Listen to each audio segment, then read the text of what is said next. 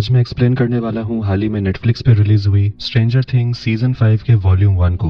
Volume 1 में total सिर्फ 4 episodes हैं। पिछले सीजन का लिंक आपको डिस्क्रिप्शन पे मिल जाएगा। तो सीजन 5 की शुरुआत होती है 12 नवंबर 1983 का समय दिखाते हुए अपसाइड डाउन के जंगल में बने हुए कैसल बायर्स में हम विल को देखते हैं जो शुड आई स्टे और शुड आई गो गाना गा रहा होता है। अचानक उसे बाहर किसी की आवाज आती है। तभी डेमोगोर्गन अचानक अंदर घुस आता है, मगर विल किसी तरह अपनी जान बचाकर वहाँ से भागता है और एक बड़े से पेड़ पर चढ़ जाता है। डेमोगोर्गन भी पेड़ पर चढ़ने लगता है। अपनी जान बचाने के लिए विल दूसरे पेड़ पर छलांग लगा देता है, मगर वो टहनी पकड़ नहीं पाता और गिरते गिरते अपने बैग के सहारे एक टहनी से लटक जाता है। फिर आखिरकार वो नीचे गिरकर बेहोश हो जाता है। डेमोगोर्गन उसे पकड़कर वेकना के पास लाता है। वेकना उसे जड़ों में जकड़ लेता है और कहता है, इंतजार खत्म, अब खेल शुरू। इसके बाद वो विल के मुंह में अपनी काली शक्ति डालने लगता है और कहता है कि अब मैं और तुम मिलकर हर चीज हासिल करेंगे। कहानी जाती है 5 साल के बाद, यानी 3 नवंबर 1987 में। माइक के घर में उसकी छोटी बहन हॉली जब खाना खाने के लिए टेबल सेट कर रही होती है, तभी उसे बाहर कुछ नजर आता है, जिसे देखकर वो खुश होती है और उसे हाय कहती है। तभी उसकी माँ कैरन उसे कहती है, जाओ सबको बुलाओ, नाश्ता तैयार है। हम देखते हैं कि अब विल, जॉनथन और उसकी माँ जॉयस माइक के घर पर ही रह रहे हैं। आखिरकार वो सभी लोग मिलकर नाश्ता कर रहे होते हैं।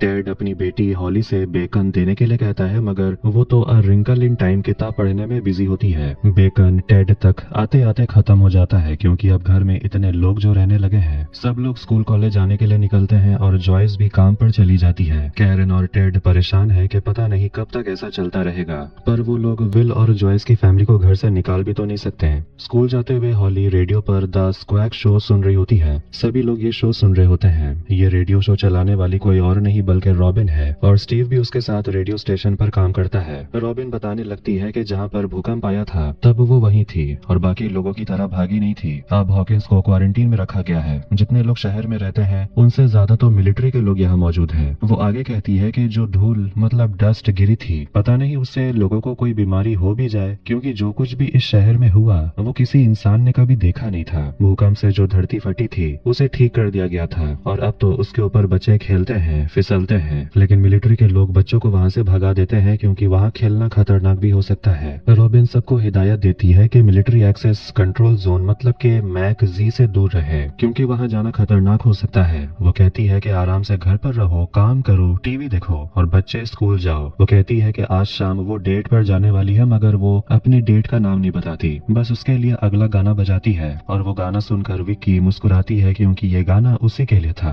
तभी विक्की का रेडियो बंद होने लगता है। सिर्फ उसका ही नहीं बल्कि रेडियो स्टेशन पर भी सारा मशीन मेल फंक्शन करने लगता है। स्टीव ताना मारते हुए कहता है कि अगर मिलिट्री के बारे में ऐसी बातें करोगी तो वो तुम्हारा शो चलने थोड़ी देंगे। स्टीव डस्टिन को रेडियो करता है। डस्टिन बताता है कि ये मिलिट्री वालों ने नहीं किया, हो सकता है कि रेडियो हेड खराब हो गया होगा। वो स्टीव से कहता है कि आप काम खुद से करना सीखो, मैं हमेशा तुम्हारे लिए काम नहीं करता रहूंगा। डस्टिन हाई स्कूल पहुंचता है और स्टूडेंट्स उसे घूरते रहते हैं। तभी वहाँ जेसन के 2 दोस्त आते हैं। जेसन जो अब इस दुनिया में नहीं है।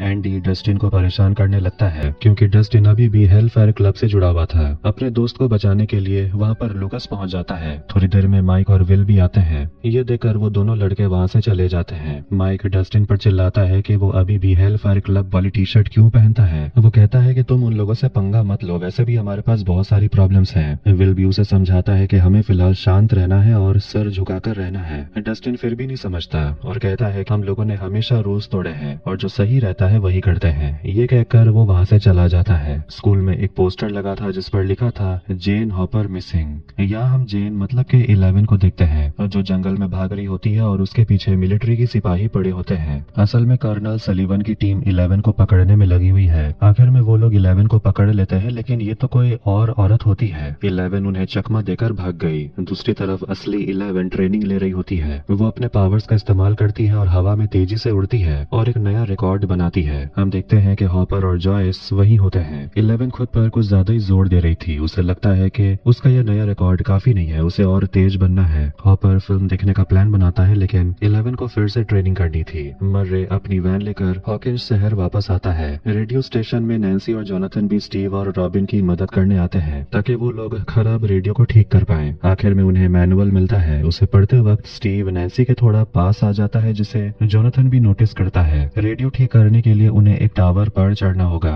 जोनाथन कहता है कि वो जाना चाहता है, लेकिन स्टीव हीरो बनना चाहता था था और वो आगे बढ़ता है, मगर नैन्सी को इम्प्रेस करने के लिए दोनों टावर पर चढ़ने लगते हैं। तभी वहाँ मर्रे वैन लेकर पहुँचता है। स्टीव और जोनाथन दोनों एक ही वक्त पर टावर के ऊपर चढ़ते हैं और एक तार जो कि खुला हुआ था उसे जोड़ देते हैं। स्टीव और जोनाथन नीचे देखकर चिल्लाते हैं, हमने ये काम कर दिया, मगर नीचे तो कोई था ही नहीं। मर्रे नैन्सी और रॉबिन को हथियार और इक्विपमेंट लाकर देता है। 11 के लिए गेटोरेड ताकि वो जल्दी चार्ज हो जाए, स्टीव के लिए पीनट बटर, जोनाथन के लिए जैज म्यूजिक का कैसेट, और उन्हें वो लैब की रिपोर्ट दिखाता है जिससे पता चलता है कि अपसाइड डाउन में आज ही कुछ बड़ा हो रहा है। सामान की लिस्ट को देखकर पता चलता है कि वो जरूर कुछ बड़ा प्लान बना रहे हैं। स्कूल में डस्टिन एक कमरे में जाता है और एक स्नेक से मिलता है जिसका नाम उसने जेक रखा है। कैफेटेरिया में लूकास कहने लगता है कि पता नहीं डस्टिन को क्या हो गया है, वो तो पागल हो गया है। डस्टिन जैसे ही वहां आता है तीनों अपना टॉपिक बदल देते हैं। तभी रेडियो चालू हो जाता है और रॉबिन का शो शुरू होता है। वो एक गाना चलाती है और चारों बच्चे पेपर लेकर तैयार हो जाते हैं। यहाँ हॉपर भी लिखने के लिए तैयार होता है। रॉबिन कहानी बताने लगती है जिसमें के कुछ क्लूज छुपे होते हैं जिसे वो सभी लोग लिखने लगते हैं।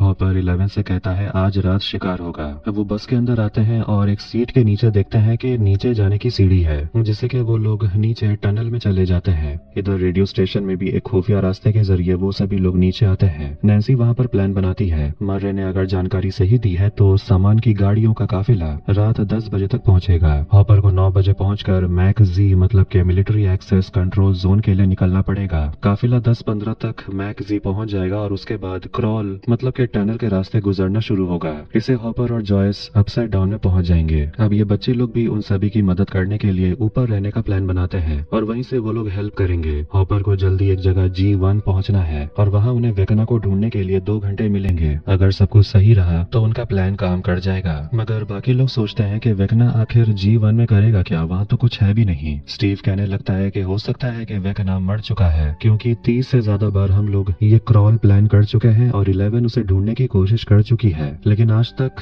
कुछ भी नहीं मिला। शायद हम लोग जीत चुके हैं। जोनाथन याद दिलाता है कि वेकना ने नैन्सी को दिखाया था कि पूरा शहर तबाह हो जाएगा। नैन्सी कहती है मैं डरी हुई हूँ और मैं उसे ढूंढने का एक मौका भी नहीं छोड़ना चाहती। माइक भी अपने दोस्तों को समझाता है कि हमें भले ही 100 क्रॉल्स करने पड़े लेकिन हम उस शैतान को ढूंढ निकालेंगे। चारों एडी की मौत का बदला लेने के लिए ठान लेते हैं। अचानक विल को कुछ महसूस होने लगता है। उसे बेहोशी जैसा लगता है, उसे चक्कर आते हैं, लेकिन वो कहता है वो ठीक है, बस उसे थोड़ा अजीब सा लगा, शायद चक्कर आ गया होगा। इसके बाद वो लोग शाम 6 बजे मिलने का प्लान करते हैं और चले जाते हैं। इधर एलिमेंट्री स्कूल में हॉली को देखते हैं जो अपने दोस्तों के साथ खेल रही थी, लेकिन तभी एक लड़का डेरेक आता है और उस झूले को जोर जोर से घुमाने लगता है। फिर टीचर सभी को अंदर बुलाती है, लेकिन हॉली को फिर से कोई नजर आता है जिसे वो हाय कहती है और उससे बात करने चली जाती है। ये देखकर टीचर उसके पीछे जाती है, लेकिन टीचर देखती है कि वहाँ तो कोई था ही नहीं। फिर हम एक लैब को देखते हैं जहाँ सार्जेंट रेमिरेस पहुँचता है। वहाँ अपसाइड डाउन के क्रिएचर्स पर एक्सपेरिमेंट हो रहा था। डॉक्टर के उससे पूछती है कि हुआ क्या। सार्जेंट रेमिरेस बताता है कि सलीवन अपनी टीम के साथ 11 को पकड़ने गया लेकिन 11 नहीं मिली।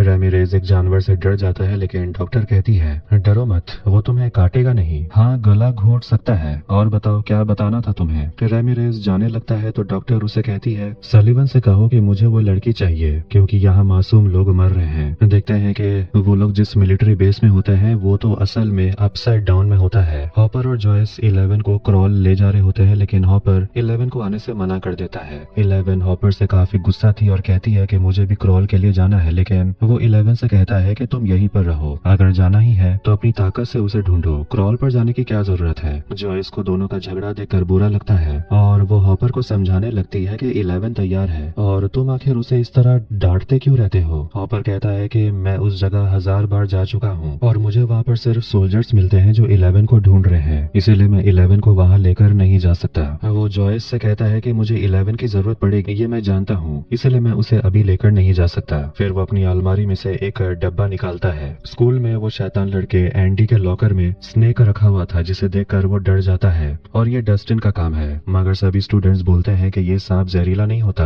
और सब एंडी पर हंसते हैं और उसे डरपोक बोलकर चिढ़ाते हैं। लॉकर पर लिखा हुआ था हेल फायर लिव्स। माइक अपनी बहन को एलिमेंट्री स्कूल लेने के लिए आया हुआ था, लेकिन वो देखता है कि हॉली और उनकी माँ कैरन प्रिंसिपल के ऑफिस में होती है। हॉली अपने मिस्ट्री मैन के बारे में बात करती है, कहती है कि वो मुझे बचाता है, उसी ने मुझे बताया कि इस शहर में मॉन्स्टर्स हैं और वो मुझ जैसे बच्चों को खा जाते हैं। माइक कहता है मॉन्स्टर्स नहीं होते, तुम बस डरी हुई हो। माइक अपनी बहन को बताता है कि जब उसे डर लगता है तो वो अपने D&D गेम के किरदार माइक द ब्रेव बनने की कोशिश करता है। वो अपनी बहन को भी एक कैरेक्टर देता है और कहता है ये तुम्हें सेफ रखेगी क्योंकि इसके पास दिव्य शक्ति है और ये कोई भी दुनिया का दरवाजा खोल सकती है। विल को पता नहीं क्यों ऐसा लगता है कि वेकना वापस आ गया है और शायद इस बार वो लोग उसे ढूंढ लेंगे। मैक्स अभी भी कोमा में है, उसे होश नहीं आया। लूकास मैक्स का फेवरेट गाना चला देता है। विल हॉस्पिटल में रॉबिन को देखता है और वो उसके पीछे जाने लगता है, लेकिन रॉबिन तो विकी से मिलने आई हुई थी जो हॉस्पिटल में नर्स है। रॉबिन बताती है कि आज शाम के लिए वो एंजोस में रिजर्वेशन कर चुकी है। ये सुनकर विकी पूछती है कि एंजो तो काफी महंगा रेस्टोरेंट है। रॉबिन विकी से कहती है कि बिल की चिंता तुम मत करो। इसके बाद वो लोग वहाँ रोमांस करते हैं, लेकिन विल दरवाजे के बाहर खड़ा उन दोनों को देखने लगता है और अचानक उसका कोक गिर जाता है और डर के मारे भाग जाता है। रॉबिन समझ जाती है कि विल ने उसे देख लिया। डस्टिन एडी की एक कब्र पे जाता है जिसके पत्थर पर लिखा हुआ था नर्क में जलोगे। डस्टिन कहता है कोई बात नहीं, कुछ दिन के बाद ये लोग बोर हो जाएंगे। वो देखता है कि इस बार लाल रंग नहीं बल्कि इस बार खून था और शैतान लड़कों ने उसके सांप को मार दिया है। तभी वहाँ एंडी और उसके दोस्त बदला लेने के लिए पहुंच जाते हैं। वो सभी लोग मिलकर डस्टिन को बहुत पीटते हैं, लेकिन तभी लूकास उसे रेडियो करके बोलता है कि हम लोग तुम्हारा इंतजार कर रहे हैं, तुम्हें 1 घंटा हो गया, कहाँ हो तुम। रॉबिन आकर बताती है कि डस्टिन की माँ ने भी कहा कि वो घर नहीं आया। माइक 11 को आते हुए देखता है और वो उसे गले लगाता है और अब 11 भी डस्टिन को लेकर फिक्र कर रही थी कि आज वो आया क्यों नहीं, और बताने लगती है कि हॉपर भी अब थोड़ा अजीब बर्ताव कर रहा है। माइक बताता है कि आज विल को कुछ महसूस हुआ, शायद आज वेकना मिल जाए, पर आज हम उसे खत्म कर देंगे। माइक प्लान बनाता है कि उस शैतान को मारने के बाद वो लोग कोई अच्छी जगह चले जाएंगे रहने के लिए। तभी लूकास उन्हें चलने के लिए बुलाता है। सभी लोग हथियार लेकर तैयार होते हैं। हॉपर एक टैग ले लेता है, उससे सिग्नल मिलता रहे वो जहाँ भी जाए। स्टीव एक पहिया खोलने की कोशिश करता है सेरिब्रो स्टार्ट करने के लिए। उसमें एक सेफ्टी लॉक है जिसे घुमाते ही उन्हें सिग्नल मिलने लगता है। मगर स्टीव गाड़ी चलाएगा और सिग्नल पर नजर रखना तो डस्टिन की जिम्मेदारी थी, लेकिन वो तो अभी तक आया ही नहीं। विल कहता है मैं चला जाऊंगा, लेकिन उसकी माँ उसे मना करती है। जोनाथन कहता है कि ये काम वो कर लेगा।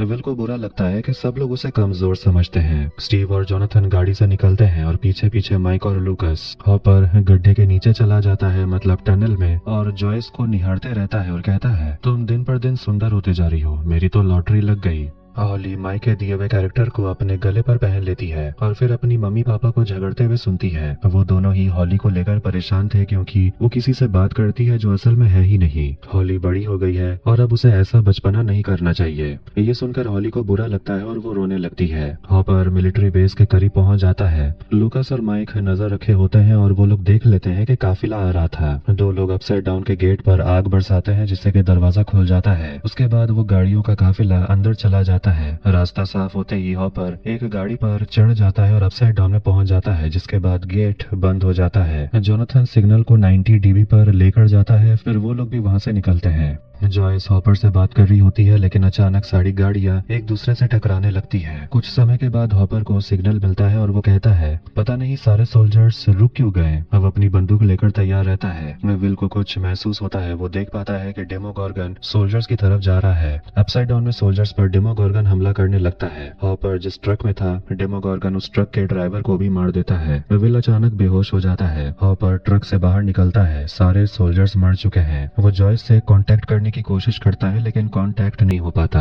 उसे डेमोगोर्गन की आवाज सुनाई देती है। डेमोगोर्गन माइक के घर की तरफ बढ़ने लगता है। तभी अचानक विल को होश आता है और वो नैन्सी की तरफ देखकर कहता है कि डेमोगोर्गन उन्हें लेने के लिए आ रहा है। नैन्सी तुरंत अपने परिवार के लिए निकलती है। कैरन वाइन पी रही होती है और इधर कमरे में हॉली रो रही थी। तभी अचानक उसके खिलौने आवाज करने लगते हैं और उसके कमरे में डेमोगोर्गन पहुंच जाता है।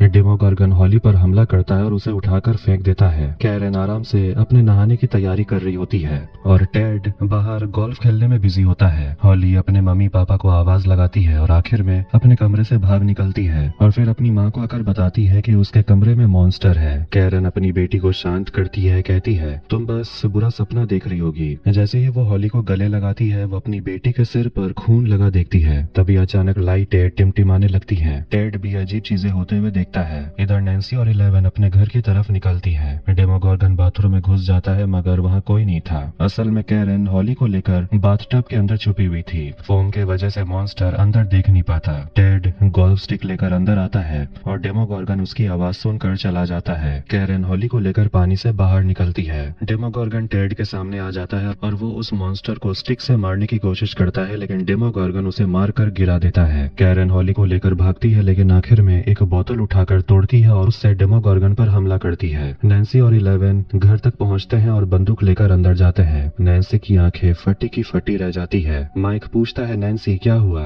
नैन्सी वहाँ पर अपनी माँ कैरन को बुरी तरह घायल देखती है। असल में डेमोगोर्गन ने कैरन पर हमला कर दिया था।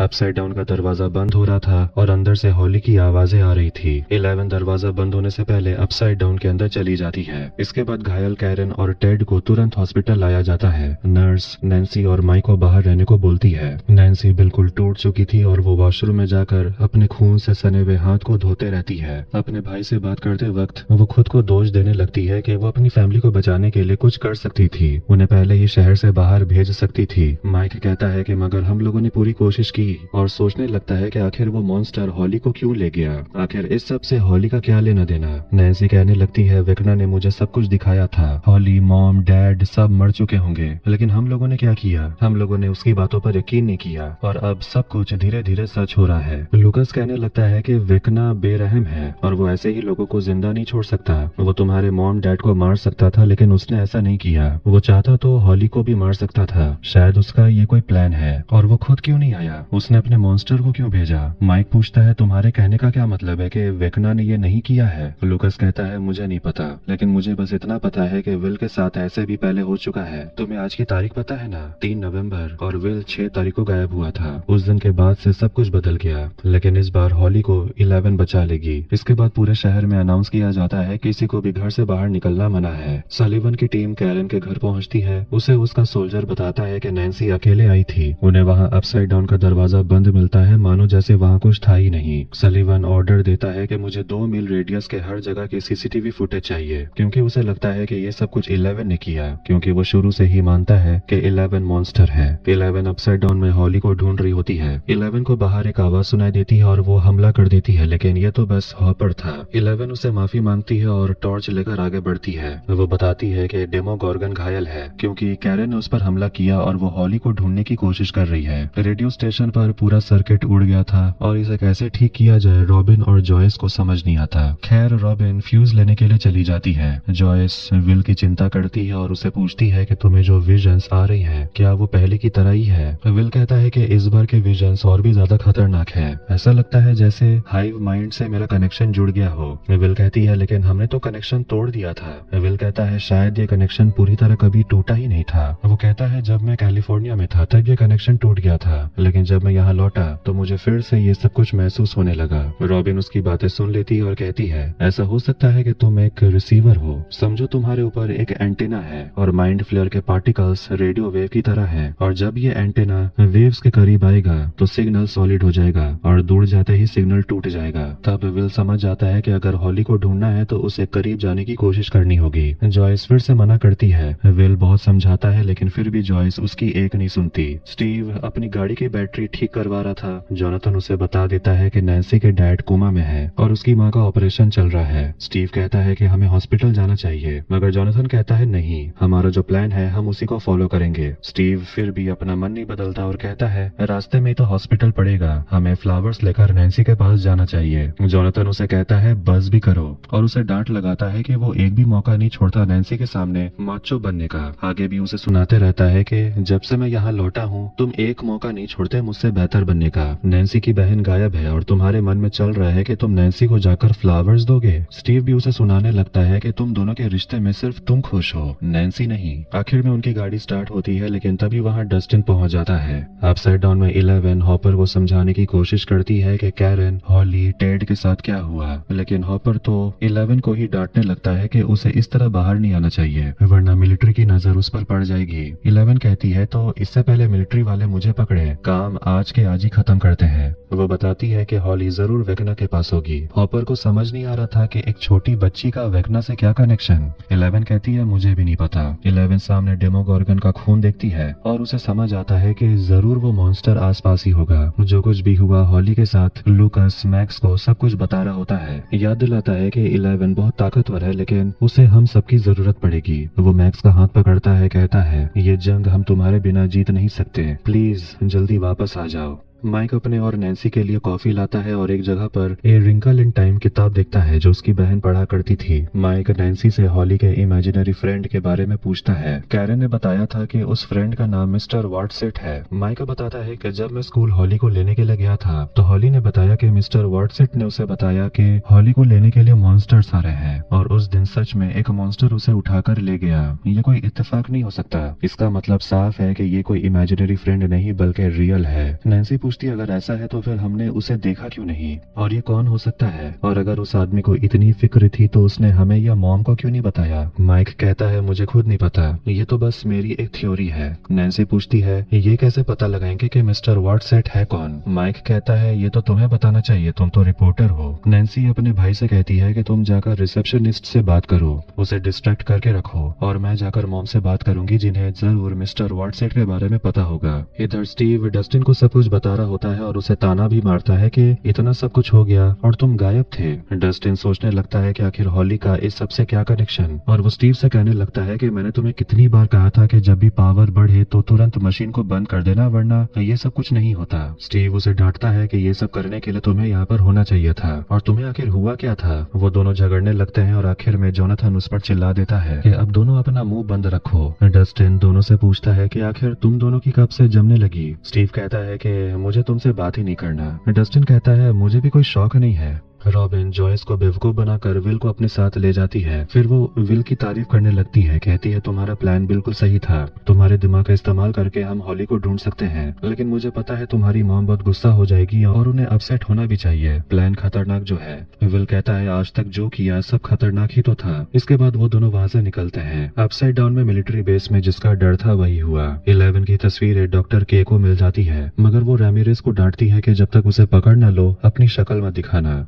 रैमिरेज कहता है कि 11 यहीं अपसाइड डाउन में है। 11 डेमोगोर्गन के खून को फॉलो करती है, तेजी से दौड़ रही होती है। हॉपर स्लो हो गया था, तभी 11 दिखती है कि हॉपर को चोट लगी हुई है और उसका खून बह रहा था, इसलिए वो उसकी मरहम पट्टी करने लगती है। हॉपर बताता है कि मैं भी बचपन में तुम्हारी तरह था, अपनी बाप की बिल्कुल भी नहीं सुनता था। बात इतनी बढ़ गई कि उन्होंने मुझे सीधे आर्मी ऑफिस में भर्ती करवा दिया। वहाँ भी मैं खुद को सबसे स्मार्ट समझता था, लेकिन असल में मैं बहुत ही ज्यादा बेवकूफ था। दिमाग से नहीं दिल से सोचता था, तुम्हारी तरह। फिर वो अपनी बेटी सारा को याद करता है, कहता है कि सारा बहुत हिम्मत वाली थी, हर दिन मौत को चुनौती दे रही थी। डॉक्टर्स भी हैरान थे, उन्हें लगा कि सारा बच जाएगी, लेकिन सारा सबको छोड़कर चली गई। हॉपर रोने लगता है क्योंकि वो नहीं चाहता कि वो फिर से अपनी बेटी को खो दे, मतलब 11 को। तभी उन्हें सामने से डेमोगोर्गन के चिल्लाने की आवाज आती है। फिर वो दोनों आवाज की तरफ बढ़ते हैं। नैन्सी और माइक डॉक्टर से बात करते हैं, रिक्वेस्ट करते हैं कि उन्हें अपनी माँ से मिलना है, लेकिन डॉक्टर मना कर देते हैं कि कैरन को अभी आराम की जरूरत है और उनके गले का जख्म अभी काफी गहरा है, अगर वो होश में आ भी गई तो वो बात नहीं कर पाएगी। तभी जेनिटर्स को देखकर नैन्सी को एक आइडिया आता है। जोनाथन को एक सिग्नल सुनाई देता है, मगर यह हॉपर का नहीं था, बस कोई इंटरफेरेंस था। डस्टिन कहता है कि अगर हॉपर के टैग से सिग्नल आ रहा होता तो हमें पता चल जाएगा। जॉयस सुन लेती है और बताती है कि रॉबिन और विल फ्लक्स कैपेसिटर ठीक करने के लिए गए हैं, कहीं उसकी वजह से सिग्नल छूट तो नहीं रहा। तीनों को ये सुनकर कुछ समझ नहीं आता।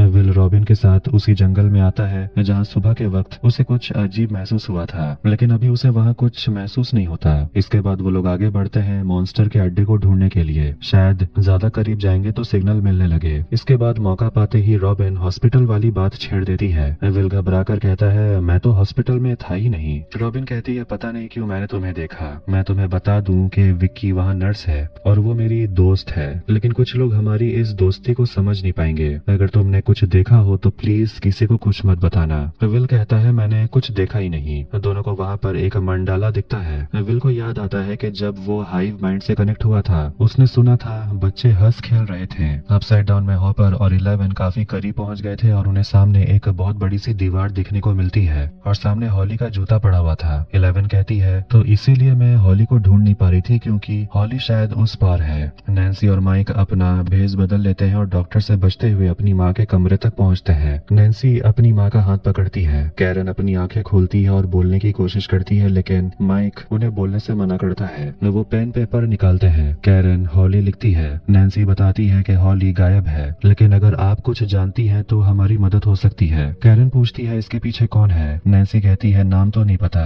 लेकिन हॉली उसे मिस्टर वॉटसेट बुलाती थी। कैरन डरने लगती है। विल और रॉबिन एलिमेंट्री स्कूल पहुंचते हैं और उस झूले के पास आते हैं जिसमें पहले हॉली घूम रही थी। कैरन बताती है टीचर ने कहा था हॉली किसी से बात कर रही थी, मगर वहाँ असल में कोई था भी नहीं। विल बताता है मैं यही था, क्योंकि तब आसमान घूम रहा था, मतलब मैंने विजन यहीं से देखा। रॉबिन कहती है मगर तुमने कहा था तुम डेमोगोर्गन को देख रहे थे। कैरन लिखकर बताती है मिस्टर वॉटसेट लंबा है, उसके पास पॉकेट वॉच है, वेस्ट पहनता है। विल यहाँ समझ जाता है कि वो वेकना के विक्टिम्स की आंखों से देख रहा था, मतलब वो ये सब कुछ हॉली की आंखों से देख रहा था। कैरन उस आदमी का नाम लिखती है, हेनरी। ये देखकर सब घबरा जाते हैं। हॉली जिसे असली में देखती थी वो कोई और नहीं बल्कि हेनरी क्रील था, जिसे वो क्रील हाउस में लेकर आता है।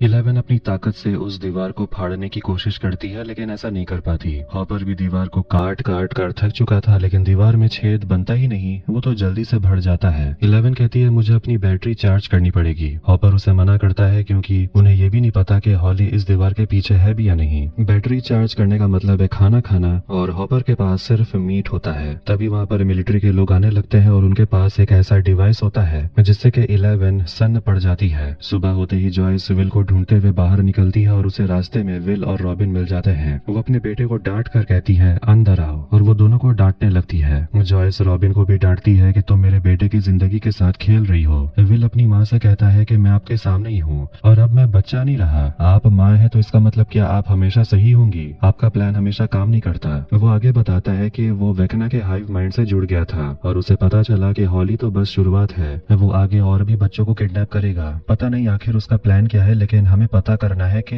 अगला शिकार कौन है। इधर एलिमेंट्री स्कूल में हम एक मोटे लड़के डेरेक को देखते हैं, जिसे भी हेनरी दिखाई देने लगता है। यहाँ हॉली को देखते हैं जो हेनरी के साथ क्रील हाउस में होती है। हेनरी उसे समझाता है कि तुम अपने मॉम डैड की फिक्र मत करो, डॉक्टर अच्छे से उनकी देखभाल कर रहे हैं। हेनरी हॉली को ब्लैकबेरीज खाने के लिए देता है जो उसका फेवरेट है। हेनरी आगे कहता है कि वो डेरेक को भी यहाँ पर लाने वाला है। हेनरी हॉली से कहता है चिंता मत करो, मैंने उसे कह दिया है कि अगर वो तुम्हें परेशान करेगा तो उसे मॉन्स्टर्स के पास भेज दूंगा। इस पर हॉली मुस्कुराती है। हेनरी हॉली से कहता है कि आज मैं बाहर रहूंगा और आज के दिन ये पूरा घर तुम्हारा है, लेकिन किसी भी हालत में जंगल में मत जाना क्योंकि वहाँ मॉन्स्टर्स रहते हैं। मेल बॉक्स में हॉली के लिए गिफ्ट होता है जिसे देखकर वो काफी खुश होती है, लेकिन हॉली को थोड़ी घबराहट महसूस हो रही थी। फिर वो घर के अंदर चली जाती है। अपसाइड डाउन में मिलिट्री की 2 गाड़ियां उस भयानक दीवार के पास पहुंचती है और बेस को इन्फॉर्म करते हैं कि उन्हें 11 नहीं मिली। हॉपर 11 को छुपा देता है, लेकिन 11 थोड़ी कमजोर पड़ गई थी मिलिट्री के उस डिवाइस की वजह से।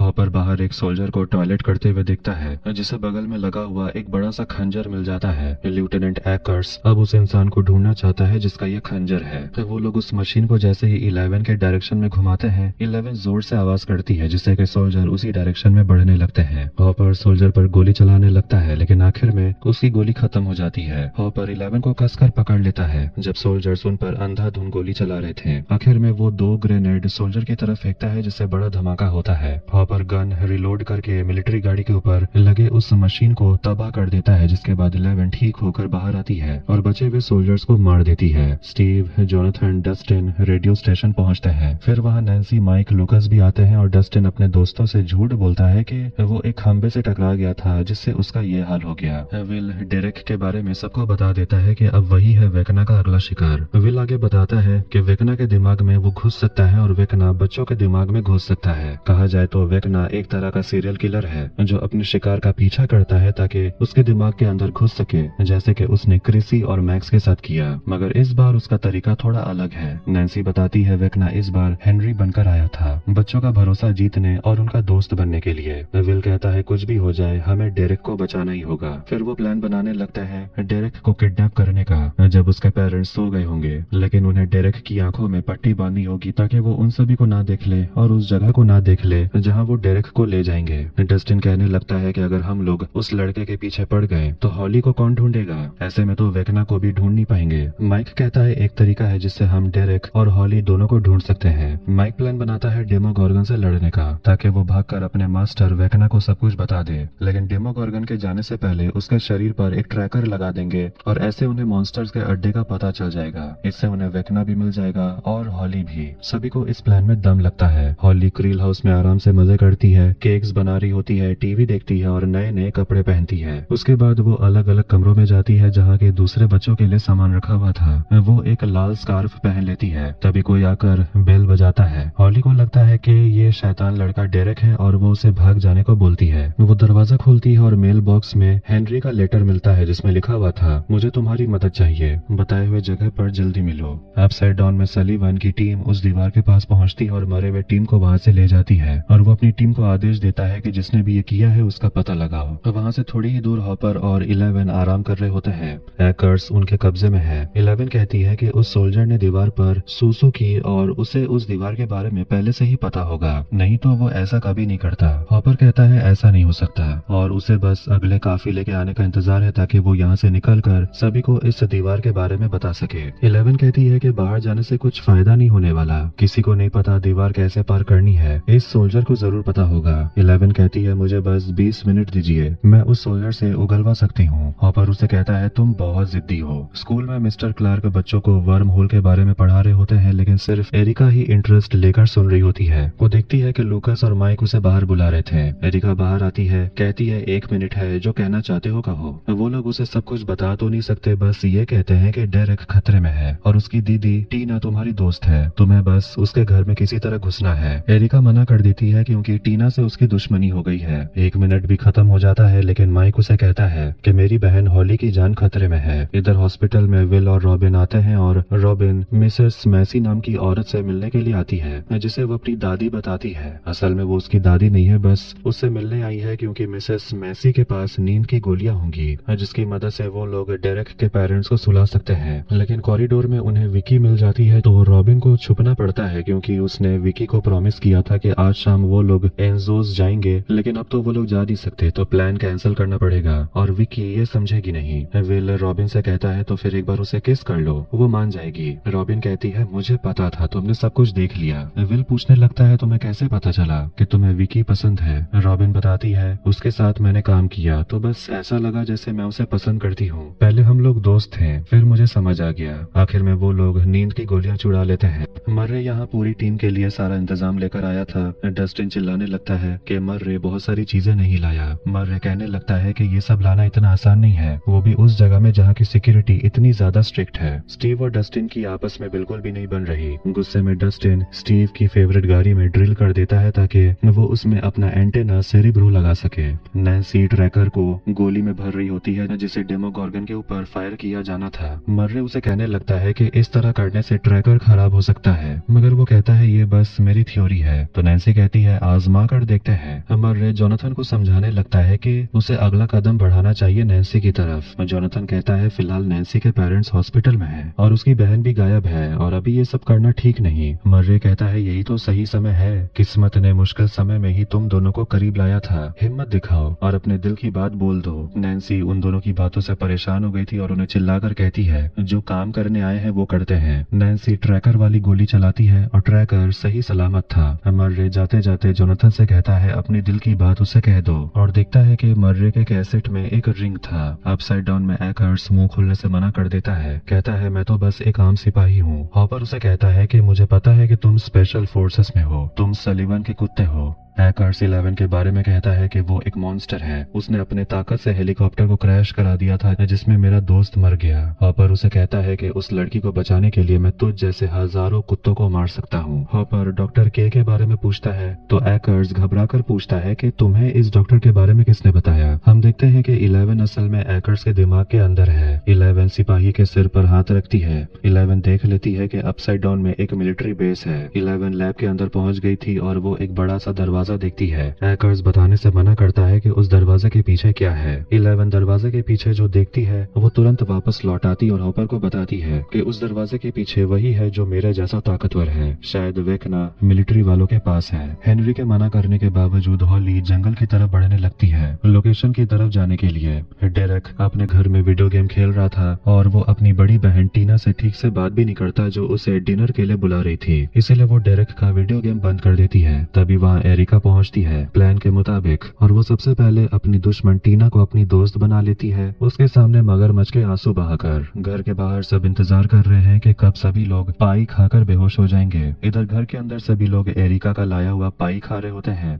बस टीना नहीं खा रही। एरिका जिद करने लगती है, टीना भी जिद में अड़ी हुई है कि वो नहीं खाना चाहती, जिससे दोनों के बीच फिर से झगड़ा होने लगता है। डेरेक के मम्मी पापा और डेरेक बेहोश हो जाते हैं और अब बस टीना बची हुई है, लेकिन एरिका के पास उसका भी बैकअप प्लान था। पूरे परिवार के बेहोश होने के बाद स्टीव और नैन्सी की टीम अपने काम पर लग जाती है। वो लोग घर के पर्दे लगाते हैं और फिर पूरे फैमिली मेंबर को गाड़ी में भर देते हैं और उनके मुंह को ढककर वहां से निकलते हैं। फिर वो सभी लोग डेमोगोर्गन के आने की तैयारी करते हैं, हर जगह ट्रैप्स लगाते हैं, हथियार रेडी करते हैं और स्टीव को वहां पर एक चेन सॉ मिलता है, जिससे वो लोग फ्लोर को काट देते हैं और वहां पर एक कारपेट लगा देते हैं। नैन्सी ट्रैकर लगा हुआ गोली रेडी करती है और अब बस उन्हें डेमोगोर्गन के आने का इंतजार है। रॉबिन, विल, जॉयस, डेरेक और उसके परिवार के पास होते हैं, जो फिलहाल बेहोश है। विल अपनी माँ से माफी मांगता है कि वो गाड़ी में थोड़ा गुस्सा हो गया था।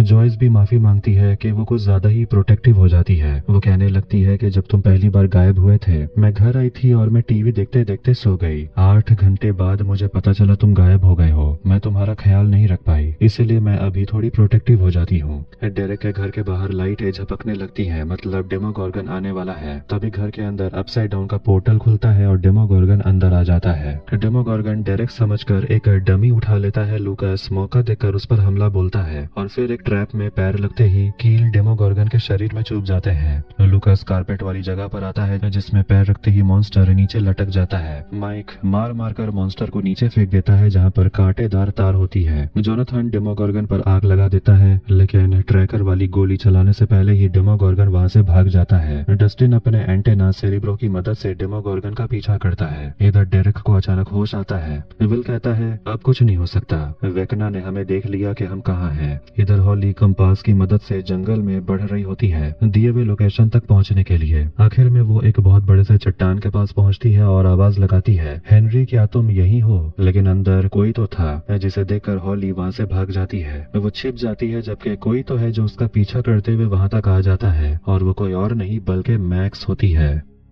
डेरेक को होश आते ही जॉयस उसे समझाने लगती है कि मैं बच्चा चुराने वाली आंटी नहीं हूँ, मैं तुम्हारी मदद करना चाहती हूँ, मैं तो बस एक माँ हूँ और वो देखो वो मेरा बेटा है। डेरेक कहता है लेकिन लोग तो उसे ज़ॉम्बी बॉय बोलते थे क्योंकि वो मरकर वापस लौट आया था। जॉयस कहती है और जब वो गायब हुआ था तब एक मॉन्स्टर के पास था और अब वही मॉन्स्टर तुम्हारे पास आना चाहता है। डेरेक चिल्लाने लगता है कि मिस्टर वॉटसिट ने मुझे ये सब पहले बता दिया है। जॉयस उसे समझाती है कि मिस्टर वॉटसिट के लिए ही ये सारे मॉन्स्टर्स काम करते हैं। जॉयस डेरेक को खोल देती है। उसे उम्मीद थी कि मोटा लड़का समझ गया होगा, लेकिन मोटा लड़का सभी को धक्का देकर भागने लगता है। विल कूद कर उसे जोर से पकड़ लेता है और आखिर में वो लोग दरवाजा बंद कर देते हैं। विल को अचानक कुछ महसूस होता है और वो फिर से एक विजन देखता है। अचानक वह दरवाजा पीटने लगता है। जॉयस कुल्हाड़ी उठा लेती है। डेमोगोर्गन आते ही वो कुल्हाड़ी से उस पर हमला करने लगती है। तभी स्टीव डेमोगोर्गन को गाड़ी से उड़ा देता और आखिर में डेमोगोर्गन भाग जाता है और अब उस पर ट्रैकर भी लग गया था। डेमोगोर्गन अपसाइड डाउन में घुस जाता है। स्टीव गाड़ी को तेजी से भगाता है और वो सभी लोग उसी दरवाजे से अपसाइड डाउन में पहुंच जाते हैं और उन्हें डेमोगोर्गन का सिग्नल भी मिल रहा था। विल अब भी उस राक्षस से कनेक्टेड रहता है और वो सभी बच्चों को भी देख पाता है। इधर हम मिलर परिवार को देखते हैं, जिसके घर पर मिलिट्री के लोग पहुंचते हैं और वो उनकी बेटी डेबी को ले जाते हैं। असल में मिलिट्री स्कूल के सारे बच्चों को ले जा रही थी, लेकिन इसके पीछे उनका क्या इरादा है ये तो बाद में पता चलेगा। अपसाइड डाउन में स्टीव गाड़ी को बहुत तेजी से भगाता है और डस्टिन से झगड़ा करते रहता है, जिसकी वजह से उनकी गाड़ी वही चिपचिपी दीवार से टकरा जाती है। जॉयस उनसे कांटेक्ट करने की कोशिश करती है लेकिन नहीं कर पाती।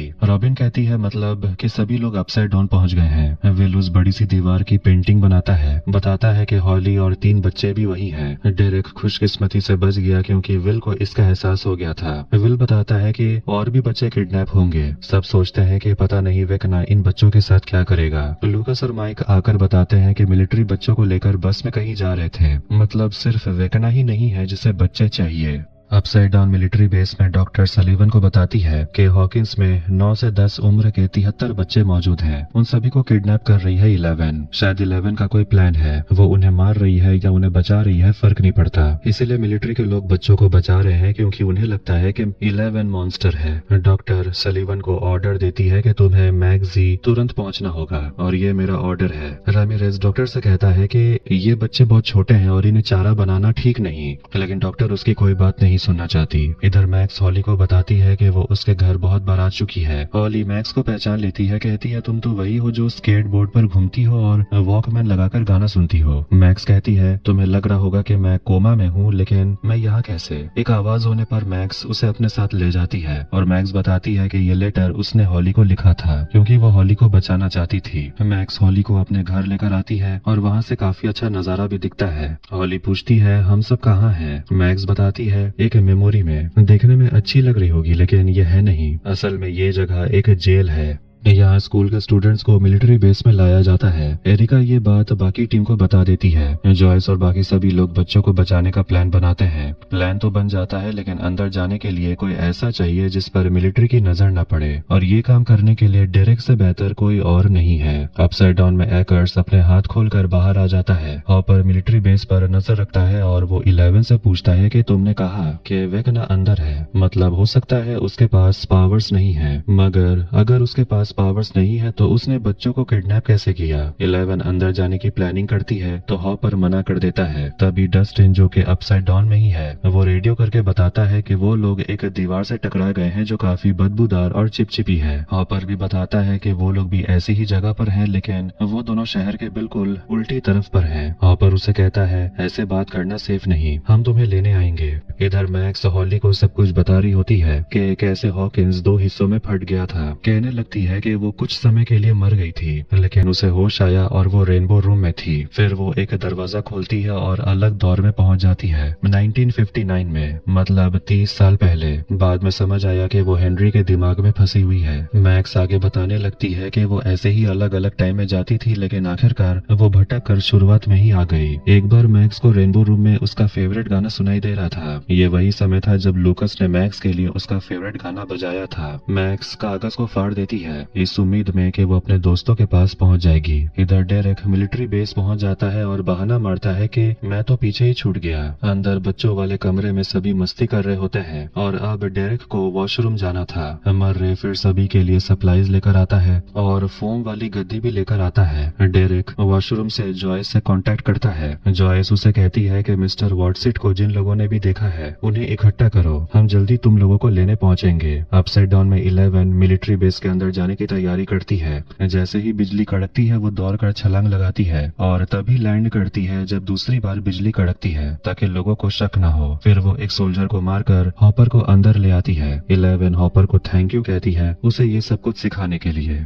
डेरेक बच्चों को बताने लगता है कि वॉटसिट के कहने पर हमें वॉशरूम में जाकर छुपना होगा क्योंकि मॉन्स्टर्स हमें लेने आ रहे हैं। कुछ बच्चे उसे पागल समझते हैं लेकिन डेबी मिस्टर वॉटसिट को जानती थी। माइक विल से डेमोगॉर्गन के बारे में पूछता है तो विल बताने लगता है कि कल वो उसे महसूस कर पा रहा था जैसे कि वो राक्षस से जुड़ गया हो। माइक विल से कहता है कि जिस तरह वेकना डेमोगॉर्गन को कंट्रोल कर सकता है तुम भी कर सकते हो। दोनों को बातें करते हुए रॉबिन देख रही होती है और फिर सभी लोग टनल के अंदर चले जाते हैं। डस्टिन को सिग्नल मिलने लगता है। इधर एक चर्च के अंदर नैन्सी, जोनाथन, स्टीव बात कर रहे होते हैं कि कैसे डेमोगॉर्गन को ढूंढना है। डस्टिन आकर बताता है कि उसने पता लगाया कि असल में ये दीवार एक सर्कल है। वो बोलता है कि पहले भी हमें ये इंटरफेरेंस मिल रही थी जो असल में इस दीवार से आ रहा था। वो सेंटर देखते हैं जो डिपार्टमेंट ऑफ एनर्जी है, मतलब हॉकिंस लैब, मतलब वो जगह जहाँ ये सब की शुरुआत हुई थी। मैक्स बताना कंटिन्यू करती है कि जब वो कागज फाड़ कर दूसरी जगह पर गई उस टाइम में वो खुद थी।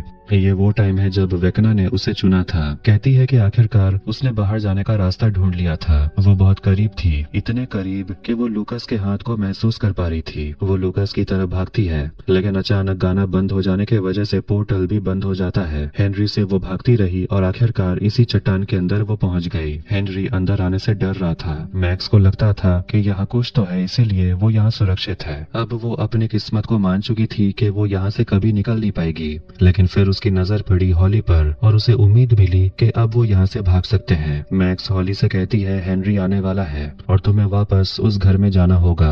इधर टनल में रॉबिन विल से बात करती है और उसे बताती है कि उसे सबसे पहले टैमी नाम की लड़की से प्यार हो गया था। वो उसके साथ रहने के सपने देखने लगी, लेकिन फिर कहानी में स्टीव आ गया और टैमी स्टीव से प्यार करने लगी। इस पर रॉबिन बहुत ज्यादा दुखी हुई, जैसे कि वो डिप्रेशन में चली गई हो। लेकिन फिर उसे बचपन याद आया कि वो कितनी केयर फ्री हुआ करती थी और उसे ये भी समझ आया कि वो असल में जो है उससे उसे डरना नहीं चाहिए। हैकर्स भागकर मिलिट्री बेस पहुंच जाता है और कहता है मुझे गेट के पास ले चलो। हॉपर और 11 डॉक्टर का कार्ड चुराते हैं दरवाजा खोलने के लिए, लेकिन दरवाजा नहीं खुलता। हॉपर डॉक्टर को मारकर बेहोश कर देता है। इसके बाद 11 को अपनी ताकत का इस्तेमाल करके दरवाजा खोलना पड़ता है, लेकिन उससे पहले ही अलार्म बजने लगता है और उसी तेज फ्रीक्वेंसी की आवाज की वजह से 11 कमजोर होने लगती है। माइक और लूकस मिलिट्री बेस के अंदर वाले वॉशरूम तक पहुंच जाते हैं। एक लड़की वॉशरूम से आवाज आते हुए सुनती है, लेकिन बिना ध्यान दिए चली जाती है। डेरेक उन बच्चों को जमा कर चुका था जिन्हें मिस्टर वाट सेट नजर आता था। डेबी वॉशरूम पहुंचती है, तभी लूकस जमीन तोड़ते हुए बाहर आता है। डेरेक के इशारों पर धीरे धीरे सभी बच्चे बाथरूम से होते हुए टनल तक पहुंच जाते हैं। माइक देखता है कि पाइप से पानी लीक हो रहा था, जिससे वो घबराने लगता है। डॉक्टर के सोल्जर्स के साथ लैब के अंदर घुसती है और उसे 11 मिलती है जो कि कमजोर हो चुकी थी। 11 को देखकर डॉक्टर अपनी बंदूक अंदर रख लेती है और बड़े ही आराम तरीके से कहती है मैं तुम्हें बहुत समय से ढूंढ रही हूँ। 11 कहती है मुझे पता है तुम कौन हो और तुमने यहाँ किसको पकड़ कर रखा है। ये समझ लो कि तुम और तुम्हारे लोग सब लोग मरोगे। हैकर्स और उसकी टीम एक अलमारी पर गोली चलाती है, ये सोच कर के उसमें हॉपर छुपा होगा, लेकिन उसमें तो डॉक्टर होता है। पीछे से हॉपर सोल्जर्स पर गोली चलाता है और कुछ को मार डालता है। आखिर में हॉपर एकर्स से भिड़ जाता है। दोनों के बीच जबरदस्त हाथापाई होती है। गलती से वो एक ऐसे कंटेनर में घुस जाता है जिसमें वो मोटा बड़ा टेंटेकल वाला मॉन्स्टर कैद था, जो हॉपर को पकड़ लेता है। डॉक्टर आती है, कहती है शांत रहो, जितना हिलोगे उतनी दिक्कत होगी। कुछ बच्चों को बचाकर रॉबिन अपने साथ ले जा रही थी। इधर वाटर लीकेज को माइक और लूकस रोकने की कोशिश कर रहे थे। इधर धीरे धीरे सभी बच्चे वॉशरूम आते हैं और टनल में जाने लगते हैं। तभी एक बच्चा बाथरूम के बाहर पानी आने की वजह से फिसल जाता है। ये देखकर डेरेक डर जाता है और एक लड़की ये सब कुछ देख लेती है और तुरंत ऑफिसर को जाकर इन्फॉर्म कर देती है। माइक लूकस को अलर्ट कर देता है। जॉयस सभी को जाने को बोलती है। डेरेक बाकी बच्चों को लेकर जल्दी जल्दी वॉशरूम में चला जाता है और फिर सोल्जर को अटका कर रखता है। इधर डॉक्टर हॉपर से पूछती है जिस लड़की को तुमने इतने सालों से छुपा कर रखा, आखिर उसे उस जगह तुम क्यों ले आए जहां उसे आना ही नहीं चाहिए था? ऐसा क्या है उसमें जो तुम हमसे छुपा रहे हो? हॉपर कुछ नहीं बताता। डॉक्टर टेम्परेचर बढ़ा देती है जिससे कि मॉन्स्टर कमजोर हो जाता है। फिर टेम्परेचर कम कर देती है जिससे मॉन्स्टर उसे जोर से जकड़ लेता है। डॉक्टर कहती है मैं तुम्हें बचा सकती हूँ, बस अपना मुंह खोलना होगा। 11 अपनी पावर इस्तेमाल नहीं कर पा रही, लेकिन किसी तरह वो डॉक्टर को स्टैब कर देती है। हॉपर किसी तरह कूद कर खुद को बचा लेता है और फिर डॉक्टर को बंदूक की नोक पर पकड़ लेता है और उसे बेहोश कर देता है। इधर वॉशरूम में माइक, विल, डेरेक सोल्जर्स को अटका कर रखते हैं, लेकिन ज्यादा देर टिक नहीं पाते और वो लोग टनल में जाने वाला गड्ढा देख लेते हैं। हॉपर 11 को लेकर निकलने वाला था और वो 11 को कंपास देता है। कहता है तुम ये लेकर डस्टन तक पहुंच जाओगी, लेकिन तभी 11 गलती से हॉपर के जैकेट को खोल देती है जिसके अंदर बॉम्ब लगा हुआ था। अब हॉपर कहने लगता है ये आखिरी ऑप्शन है, मैं तुम्हें कुछ नहीं होने दूंगा, मेरे लिए तुमसे बढ़कर और कोई नहीं, तुम नहीं जानती मुझे तुम पर कितना नाज है। फिर हॉपर 11 को छोड़कर अंदर चला जाता है। इधर टनल के बाहर निकलने के बाद सभी बच्चों को मर रहे ट्रक में चढ़ा देता है जहां सभी लोग फोम वाले बिस्तर पर बैठ जाते हैं। तभी एरिका सभी को इन्फॉर्म करती है माइक, विल और जॉयस पकड़े गए हैं। एक सोल्जर सलीवन को बताता है कि 5 बच्चे गायब हैं। जॉयस कर्नल को समझाती है कि ये बच्चे सब खतरे में हैं। सलीवन कहता है हम सब बच्चे को यहाँ प्रोटेक्ट कर रहे हैं। डेरेक उन्हें कहता है मैंने खतरे को देखा है और आप उनके सामने टिक नहीं पाओगे। तभी विल अपने विजन में डेमोगॉर्गन को आते हुए देखता है। तभी वहाँ पर लाइटें टिमटिमाने लगती हैं। सोल्जर्स बंदूक लेकर रेडी हो जाते हैं। नीचे जमीन के अंदर से आवाज आने लगती है। ये वही जगह है जहाँ पर हॉकिंस के टुकड़े हो गए थे। एक डेमोगॉर्गन बाहर आता है, हमला करने लगता है, लेकिन तभी थोड़ी समय के बाद दूसरा डेमोगॉर्गन बाहर आता है। अब सोल्जर्स मॉन्स्टर्स के सामने टिक नहीं पाते, सब एक एक कर मरने लगते हैं कि इतने में वहाँ पर तीसरा डेमोगॉर्गन भी आ जाता है। एरिका रॉबिन को बता देती है मॉन्स्टर्स ने हमला कर दिया। तभी तभी उनके सामने अपसाइड डाउन पोर्टल बनने लगता है। लूकास और दो बच्चे टनल में फंसे हुए हैं और उनके आसपास पोर्टल्स बनने लगते हैं। उन पोर्टल्स में से डेमोगोर्गन बाहर आने लगते हैं। मिलिट्री बेस में सलीवन फटाफट मॉन्स्टर्स पर धड़ाधड़ गोली चला रहा होता है। माइक सभी को लेकर भागता है। माइक मौका देखते ही कहता है हमें टनल के रास्ते भागना होगा, लेकिन अचानक उनके सामने और पीछे से डेमोगोर्गन आ जाते हैं और उन्हें घेर लेते हैं। जब उन पर आग बरसाया जाता है तो विल छटपटाने लगता है। इधर लैब में सभी क्रिएचर्स छटपटाने लगते हैं। हॉपर दरवाजा खोलता है और 11 को अंदर आने देता है। आखिर में वो लोग उस लोहे वाले दरवाजे के अंदर जाते हैं। माइक गेट के अंदर किसी को देखता है। इधर 11 उस कमरे के अंदर में काली को देखती है जिस पर एक्सपेरिमेंट हो रहा था। इधर मिलिट्री बेस में पोर्टल से वेकना बाहर आता है और वो आराम से सभी सोल्जर्स को मारने लगता है। उस पर किसी भी चीज का कोई असर नहीं होता। फिर अपनी शक्तियों से अपने घायल डेमोगोर्गन की सेना को जिंदा कर देता है। इधर मर्रे और रॉबिन के ट्रक के पीछे भी कई सारे डेमोगोर्गन्स पड़े हुए थे। उनसे पीछा छुड़ाने के चक्कर में उनकी ट्रक पलट जाती है। इधर सुरंग में भी लूकास डेमोगोर्गन से घिर जाता है। वेकना सारे सोल्जर्स को मारने के बाद विल को लेने के लिए आगे बढ़ता है। जॉयस उससे कहती है मेरे बेटे से दूर रहो, लेकिन वेकना उसे दूर फेंक देता है और विल को अपने पास लेकर आता है। वेकना पूछता है क्या तुम उन बच्चों को देख सकते हो? क्या तुम्हें पता है मैंने उन्हें क्यों चुना?